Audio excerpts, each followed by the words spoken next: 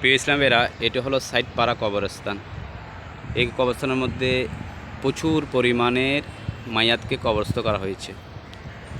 এসেছি নবীজির একটি সুন্নতে মোবারাকা কবর জিয়ারত করা, নবীজির সুন্নাত আদায় করার জন্য। এরপর হলো দ্বিতীয়টি আরেকটি মাকসাদ হলো, আমি কবরবাসীদেরকে প্রশ্ন করতে এসেছি। যদিও আমার প্রশ্নের উত্তরটা দেওয়া সম্ভব হবে না, কিন্তু আমার প্রশ্নটা হলো কবরবাসীর উদ্দেশ্যে। হে কবরবাসী, তোমরা এই যে কবরে এসেছো, তোমরা কি মুসলমান হয়ে কবরে এসেছো নাকি আল্লাহর বান্দা হিসেবে কবরে এসেছো? যদি আল্লাহর বান্দা হয়ে যদি কবর আসো, তাহলে তোমাদের ভয় আছে, চিন্তা আছে, পেরেশানি আছে। কিন্তু সূরা আল ইমরানে আল্লাহ সুবহানাহু ওয়া তাআলা বলেন, তোমরা মুসলমান না হয়ে মৃত্যুবরণ করিও না।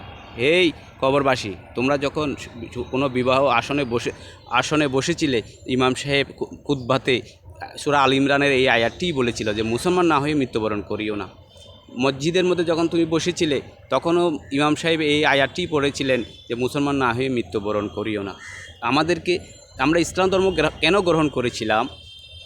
আমরা কেন গ্রহণ করেছি? আমরা ইসলাম ধর্ম গ্রহণ করার উদ্দেশ্য একটাই, যেন আমরা মুসলমান হয়ে কবরে যেতে পারি।